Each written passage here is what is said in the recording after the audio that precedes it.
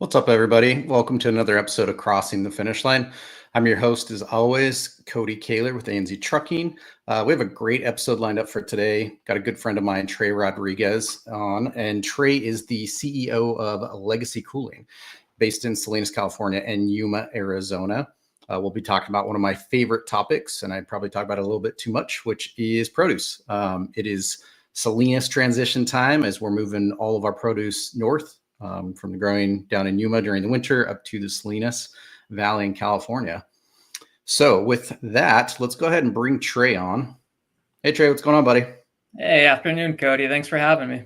Yeah, I'm excited to talk about this. I'm a produce nerd myself, but I think that you have probably eat, slept, and breathed it a little bit more than I have. So great insight. Really quick, we'll just start with Legacy Cooling. So Legacy Cooling and ANZ Trucking, we've obviously had a good relationship over the years.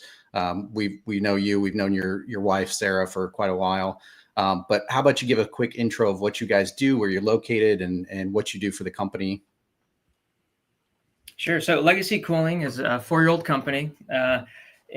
We manage cold storage facilities. So we're primarily on the labor side. We are in the process of building our own facility down in Yuma, Arizona.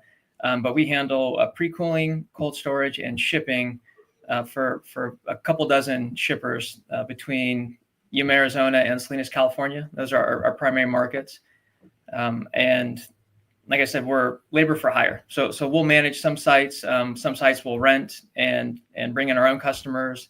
And like I said, we're expanding now to building our own sites as well. Awesome. How did you get your start at Legacy?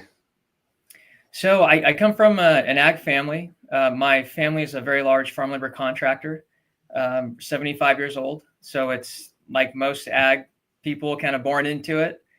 So I was third generation agriculture, and that business took us everywhere. We had lettuce deals in Center, Colorado, Salinas, California, Yuma, Arizona, Huron, California. So it's kind of one of those things. It's a little easier if you're brought up in it and you're born into it, just because the late nights and the long days. So after working for my family for about 12 years, I did my education out in the Midwest in the accounting industry, and then eventually moved home to be closer to family. After about 12 years, I kind of saw a need in the cooling industry side of it.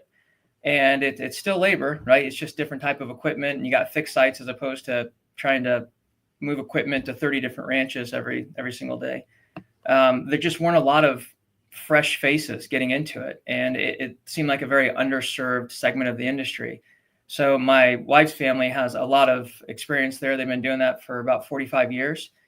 So I was looking for a change, and I partnered with my father-in-law and just started managing the labor at the sites. And it went from there. And like I said, 4 years later, now we're expanding and serving a lot more people than we did originally. Awesome. And I was just at Trey's site in Salinas, what was about a month ago or something like that. And hold on one sec. Of course, live, my computer's giving me, we're going to restart your device in 3 minutes. Hold on one second here. This is super professional, but.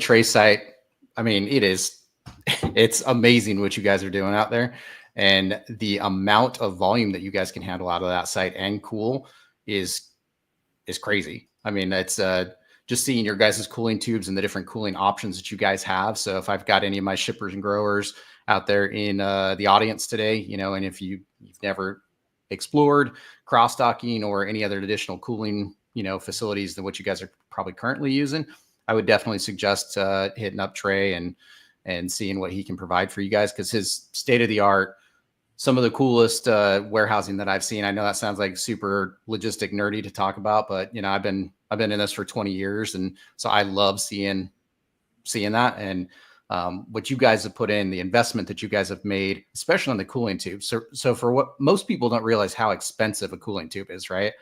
The first time that I looked at one, I was like, are you kidding me? Like, no, like, I mean, we're talking 7 figures for a cooling tube, right? Just to cool produce down.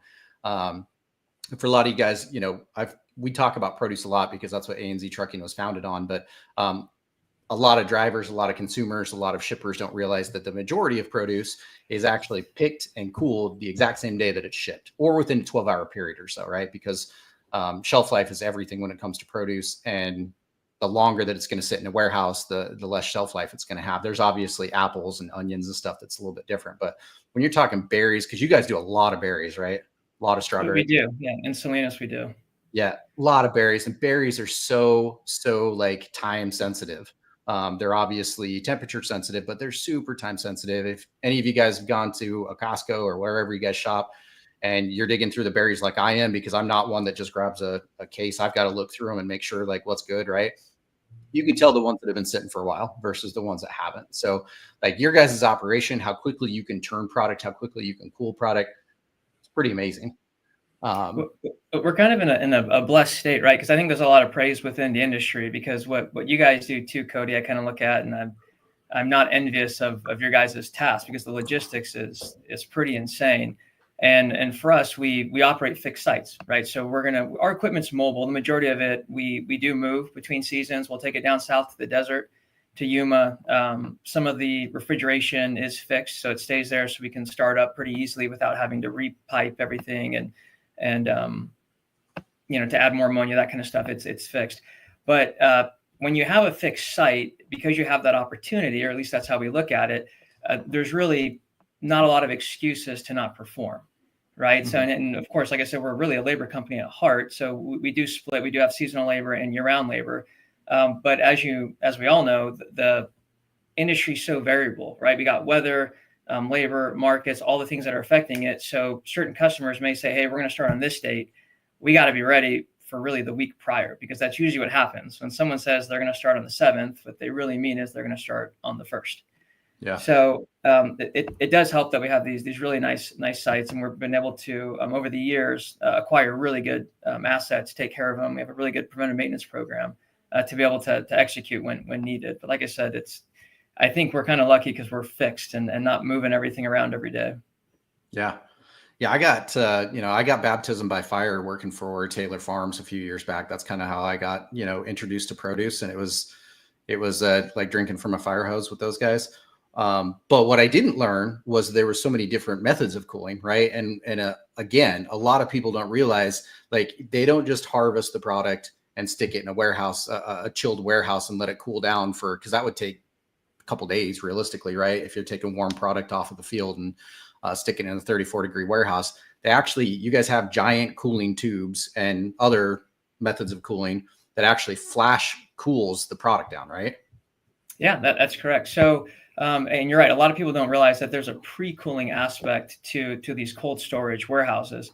And I'd say the majority of what we bring in, like over 80%, has to be pre-cooled. So on a lot of your fresh cut veg stuff, there's a few different ways to cool it.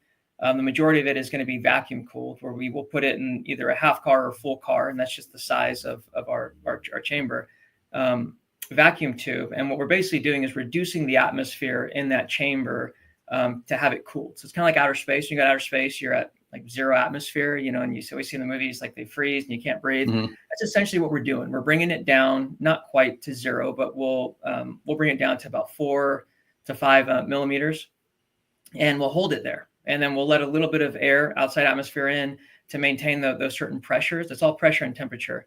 And then we use ammonia as this kind of like a chilling agent, but it really isn't introduced until late into the cycle. So the vacuum is what creates that cooling effect in the very beginning, and then the ammonia kind of takes it across the finish line. So with a lot of that fresh cut veg, we do that in the vacuum tubes. We can also add water in there too, which a lot of the products that will require water, you got corn, like your cilantros, broccoli, those kind of items. Most of your big dry items without water is going to be like your romaine, your iceberg lettuce. So that is the most prevalent, and I would say the most expensive form of cooling. Then we also have hydrocoolers, which are becoming a lot more popular, and they're not quite as high tech, but we still do involve ammonia in that, and it's basically a big ice bath. But we have these ammonia coils, and we do it a little differently. We like to submerge our coils, so it's the same effect as putting a big ice cube, right? Like in your whiskey glass, right? I mean, you're going to keep it cold, and the more you swish it around, the colder it's going to get. And that's what we do. We introduce pumps, and we take cold water and we just shower it right over the product. And we get similar cooling times with that method.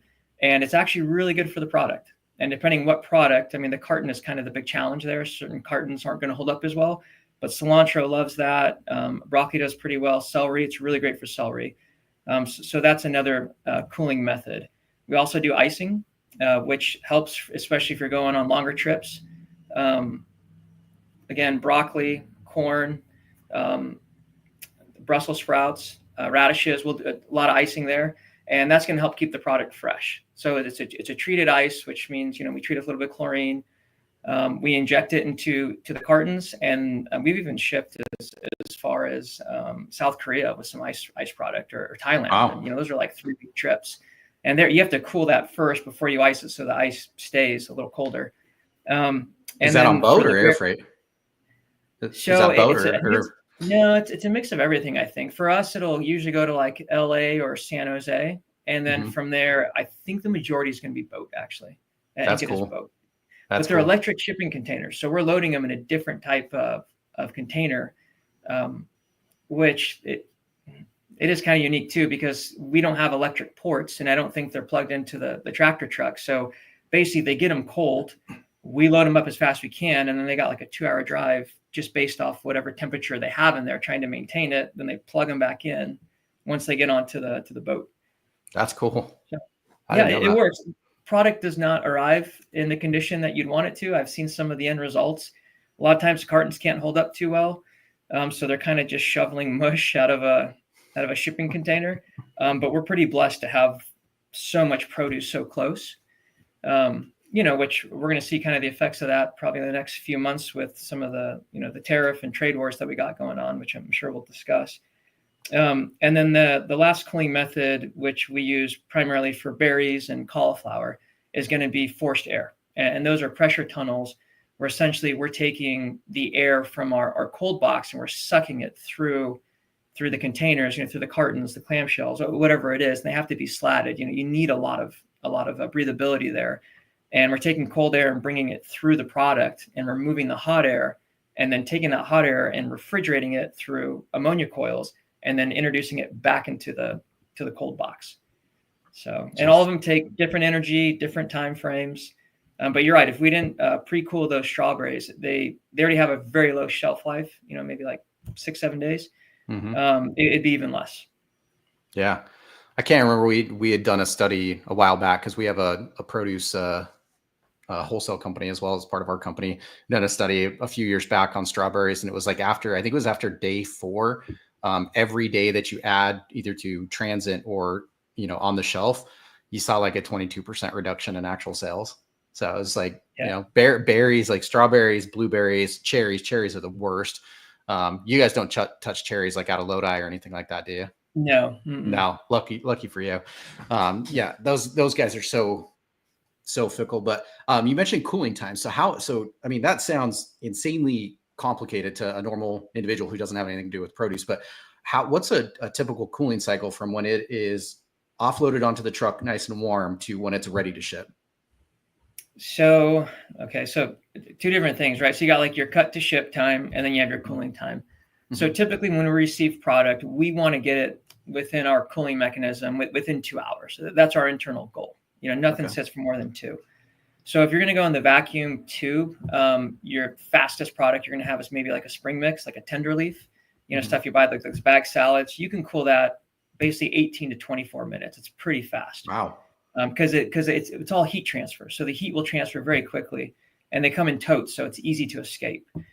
Some of your like wrapped product is going to take longer, like your iceberg lettuce, that could be 30 to 34 minutes. Broccoli could be 37. Anytime you're introducing water, we usually do 2 flushes or 2 cycles of water, one at the beginning of the cycle, one right at the end. So you affect your atmosphere in there, you affect your cooling, so you have to like get that back and cool it longer. And also we're introducing ambient temperature water, so it's going to naturally heat up the product a little bit. So some of those cycles will be in the 30s, celery too, high 30s. We also do some nitrogen gassing, and that's again going to be for your value added, like your bag salads. So what we do there is at the end of the cycle, these big 2-stack bins, anywhere from 700 to 1,000 pounds of lettuce, whether it's romaine, iceberg, we'll cool it down, and then we inject nitrogen at the very end of the cycle. We do a 2-minute injection, let it soak so it permeates, and all the nitrogen does is it dispels oxygen. So it's a displacement of oxygen with nitrogens, and oxygen oxidizes, right? So when you get that pinking on your produce, it's basically just deteriorating. Like we're all oxidizing right now, right? You see rust on metal, it's oxidation. It's basically just us dying, right? So it reduces that, and so it extends the shelf life. So we do that, and then once it comes out of the tube, we have about 10 minutes to tie it up. We do zip ties, then we roll the bags, we tape it, and then we ship it. So cooling cycles are going to range from, like I said, 19 minutes to, on average, like 40 minutes. You do have some really long cycles, like cabbage, can be up to 50 minutes plus, depending its configuration. And red cabbage takes longer to cool than green cabbage. Now, when you talk pressure, I just think it's denser. It's just the way it is. I think red cabbage is a little bit it's tighter. It's a little smaller. So just holding the heat more. It just takes longer to get to the center. Yeah. Okay. And then our pressure tunnels, those can take, depending on the temperature of the product coming in. Of course, all of this depends on the temperature of the product coming in. But typically we're an hour and 15 up to an hour and 45 minutes on pressure cooling. So those are our cooling cycles, right? 19 minutes all the way up to an hour and 45 minutes. Cauliflower can take 3 to 4 hours just because that's super dense. But cut to cool times, meaning from the moment it's cut in the field to the moment it's cooled and it's done with its cycle. I mean, you're getting anywhere from 2 hours to, you could get up to like 4 hours typically. And we want to have under 4 hours if we can. On occasion, if we get just super, super high volume or we have some equipment troubles, it could get extended. And in that case, there's ways to mitigate that, store it in the shade, store it in the cold box, bring it out when it's ready. You can also hydrate it, things like that. But those are our times in general. So drivers, brokers, all of you guys who are familiar with, produce lead times and produce wait times and dwell times, this is the reason why. Has nothing to do with, they don't want to load you or they're going to load so-and-so first because they like this truck driver more. This is what goes into it. And this is the difference between shipping on a reefer with produce, fresh produce, versus shipping on a reefer that you're picking up deli, dairy, cheese, frozen, stuff like that. All of that stuff is prepackaged, all ready to go, usually staged before your truck gets there. But this is what Trey's team and all of the teams that are actually like cooling and loading your guys' product is going through every single day. So it is a completely different scenario. And we get a lot of newer drivers that, they're familiar with reefer and they're like, I pick up a cheese load and it's less than an hour to load. And then they go to a tailor or a church or somebody like that. And they're like, well, I've been sitting here for 12 hours. Well, there is a lot more that goes into produce as Trey. I have learned so much literally in the last 10 minutes just talking about cooling that I had no clue about. And it's so different than any other product that you're going to be loading onto a reefer. So guys, have a little patience with the team. Don't get upset with the warehouse team. They're trying their hardest, but there are all of these extra steps that go into this. And you have to realize the majority of the product that you're going to load that day was literally harvested that day. So, that's crazy. I mean, I really appreciate you going into that because I didn't know even most of that. So, but you did mention tariffs. So we are going to cover tariffs. We're also going to cover what you're seeing or hearing, at least in Salinas for this upcoming season. My take, I'm hearing a lot of good harvest numbers, but bad demand numbers. So we didn't see as crazy of a weather patterns as we've had, the last 3 or 4 years, because it's been weird, right? It was like drought and then flood and then drought again. And then, but this year looks like weather wise and at least water wise, good. So I'm hearing good things about yield on the first cut, but I'm hearing really bad things about demand, and I know that's a lot of that's just the uncertainty in the economy and everything that's going on the last few days. If you guys are anything like me, you don't even look at your 401k right now because the stock market has been absolutely destroyed. But what's your take? What are you hearing out there? And then I know that you're super well educated on the tariffs and you've got a lot of good connections on the produce side, at least, and maybe explain to the audience what you're seeing. Yeah, so coolers are kind of like the salons of the ag industry, right? Everyone kind of comes to us and we get all the gossip and the cheesiness, Nice. what's going on. But you're right, like this transition for the factors that normally will affect a transition or even a season, it's been very favorable. So we're hearing the same thing and we're seeing the same thing. Supply looks really good, product looks really healthy, really good condition. No disease pressure. A lot of times we'll get disease pressure coming out of Salinas, going into Yuma. We had that a couple of years ago. So nothing like that. So the supply side is very good. Now, on the demand side, it has been down, and it's a number of factors, right? Obviously, there's economic factors. There's certain products that people forego, like asparagus or things like that. We do a healthy amount of asparagus. They're kind of luxury items, or they're called feel-good items. You buy them when you're good, you're flush, or you have a special occasion like Easter. You get the Easter pull with green onions and asparagus. But definitely on a global scale, we've been hurt by the trade wars and the tariffs, and the U.S. has become a little bit of an isolationist lately, regardless of what political side of the aisle you're on. And I think we're all feeling it a little bit. So there's a lot of confusion on the tariffs, and I'll share what little I know, and I'm by no means an expert. But recently I did speak to the head of federal affairs over in DC for one of the associations which we belong, which is Western Growers. If you're not a member, I very much suggest that you become one. They're awesome, that their team is incredible. They're super hands-on, super friendly, always available. So I spoke to him recently, and he was telling me that right now, most of the tariffs are going to be on, so our exports to, well, let me rephrase. Canada has created tariffs, right, for the U.S. product coming in. Now, as it pertains to agriculture, they've only cherry-picked a handful, and it's going to be citrus, stone fruit, and bush berries, right, which can be blackberries and raspberries. Nothing on the strawberries. Now, as far as for the U.S., and there's 60 countries that we just announced tariffs on, and some of them have been matched for retaliation, all those kind of things. All that stuff's going to affect us down the road, as far as like metals, certain supplies, plastic, those kind of things. One hand kind of washes the other. So eventually we're going to see the effects of that. Canada with potash, that got hit with the 10% tariff too. And there's talks that maybe that will go away here pretty soon, or there'll be an exemption. But right now, we don't have any tariffs on products coming, or on our products going outside. So from the U.S. to Canada to Mexico, we're okay. So most of the demand decrease that we've seen is really just consumer sentiment, or just like a ebb and flow in the deal. So Canada right now is not a fan of the U.S. And there have been a lot of shippers who have just been told by their customers, like, hey, we're not buying American.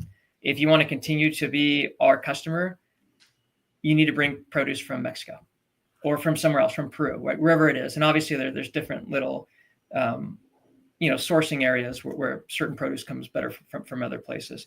So if produce comes from Mexico to Canada, it's called bonded produce, and it can pit stop in the U.S. And right now, you put a bonded sticker on it, or there's a form that the shipper will fill out. That does not get taxed with the U.S. It just goes straight through. I don't know if that'll change, right, down the way. But like I said, the consumer sentiment is not good for U.S. I know the wine industry is going to get hit really, really bad. They already have.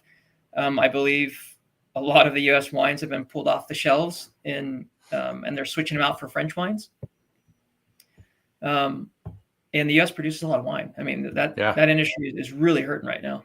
Napa Valley, right? Yeah, I mean, everywhere, even here in Salinas, right? I mean, Salinas right now, you have the San Lucia Highlands, and there's some really great Chardonnays, Champagnes, and Pinot Grigios that come out of this area. Definitely, if you need some recommendations, I'll give you a few. There's some local favorites that are really good. So what does that mean down the road, right? I have no idea, but I know the next month to 3 months we'll get a better glimpse of it. But right now, I think we're definitely in a tough spot. And with all this supply and reduced demand from one of our trading allies, Canada, one of the biggest, it's going to hit us hard. And especially the fact that they don't like us right now, is our brand permanently damaged? Is it going to come back? Can we salvage this? I don't know, but all those things are in play, and they're definitely going to have an impact. Yeah. So what typically happens if the supply side is so good, but the demand's not there? Because it's not like, I always say corn pops and toilet paper because they're durable goods, right? Like toilet paper, you can stick that in a warehouse for 3 years and nobody cares, right? There's no expiration date on it. But lettuce and strawberries and all that stuff, are they going to processing plants and becoming frozen or jams or stuff like that? It all depends. I mean, all those things already exist, right? I mean, we did have a juice supplier last year that does go to jams and frozen. And so I think it just depends. Some of our customers are 100% domestic. I have not seen any sort of increase or decrease in their volume. It's pretty steady. I know some of our customers that source from Mexico, we've seen like about a 10% decrease, more or less, in volume. Typically what happens is the price just goes down. There was about a 3 to 4 week period in the Yuma season, I'd say probably end of February, early March, where the shippers were just, they're selling it for $5 less than they got into it. So you're just losing money. And it's a tough position as a shipper to decide, okay, well, how much money do I want to lose? Or do I just disc the whole crop and I know I'm going to lose? Because box of lettuce, your cost today, back in the day when I first got into agriculture, 15, 16 years ago, it was like $10 a box for the cost of a box. And then whatever you sell it over, that's profit, right? Now it's like $18 a box. Labor's gone up considerably. And most people are using H-2A, that H-2A program, which is a guest worker visa program. The positive of that, you stabilize your labor. The negative, it's incredibly expensive. You got housing, you got to feed them. The government controls the wages, the state governments. So each state has different wages, and they're like $18 an hour. Whereas, field workers 10 years ago were probably making like $12 an hour, something like that, maybe less. So the whole landscape's changed drastically. So to add this trade war and this decrease in demand, we had it hard enough as it was in agriculture. The only silver lining is I think our energy costs will go down, right? So I think for fuel, which is good for logistics, but then also it creates more competition too, I think. Yeah, so, definitely. Yeah. So to answer your question, I guess in short, I don't really know, but on the cooler side, we'll expect higher holdover. So now I start looking at, okay, how's our space look? How's product moving? We always want to help as many people as we can, but sometimes, you get these little favors or people that kind of come in mid-season or smaller deals. Sometimes you just have to say no because you don't know what's going to happen, and you have to have space for the people you already have. Yeah. So that's probably some of the challenges we'll see, at least on the cold storage side. But we're kind of entering into uncharted territory here. It's definitely going to be interesting for sure. I'm hoping that there's an end game in sight. I know that my oil stocks have been absolutely destroyed though the last week. So, I read this morning that oil dipped below $60 a barrel this morning. So it's good and bad, right? It's bad for me just because I'm invested in it, but it's very good for the economy. I do want to see fuel prices come down. It helps everybody, but it's getting sticky out there. You combine that with the record credit card debt that we're seeing and all sorts of other stuff. And it's kind of a recipe for a very choppy summer when it comes to produce, right? Because produce, unfortunately, you're right, like asparagus and there's certain items that when you're not struggling financially or you're not feeling kind of uneasy about what's going on economically, you'll splurge on some of that stuff. Because asparagus is on every ad basically for Easter, right? Any grocery store you're going to go to, asparagus is one of the number one items for Easter. But if you're not feeling good about it, you're not going to buy it because it's not something that everybody typically eats every day, right? Like salad or strawberries, right? So some of those items are going to be labeled as luxury items or feel-good items, like you called them, and they're probably going to get left in the dust because people are going to be more worried about paying their gas bill, their light bill, and their mortgage. So it's going to be a weird summer. I think it's going to be ho-hum. I don't know if we'll see a real crash. I was watching the DAT podcast this morning, and they were given kind of a projection on reefer rates the next little while. It didn't look promising for carriers out there. So sorry, guys. Good for shippers. Obviously, they're going to be able to drive rates down, but it's going to be very, very interesting. Trey, we're coming up on time right now, buddy. I really appreciate this. This has been very, very educational, especially like I said, I've been in produce for a while and I learned a lot in this last 30 minutes. So I'm sure that we'll have you back on. I'd love to have you back on, especially when we transition back down to Yuma and kind of, give your take on how you're seeing the Yuma season. But what's a good way for everybody out there to contact you? Is it LinkedIn? Is it through email or what? Yeah, so email is definitely preferable, right? My email is trey@legacycooling.net. We do have a LinkedIn page. You're more than welcome to reach out to me. We do get a lot of exposure there, and we're in the process of finishing our website too. So probably in the next month or so, we'll have a website finished, legacycooling.net. Awesome. Love it, buddy. I really appreciate it. It's been very educational. It's good to talk to you like always. Everybody out there, thanks for enjoying another episode. Hopefully you enjoyed it anyways. I want to thank all you guys for taking the time today. If you found value in this episode, please hit that like, share, subscribe to our channel. Thanks again, and I will see you guys in a couple weeks. Thank you, Cody. Thanks.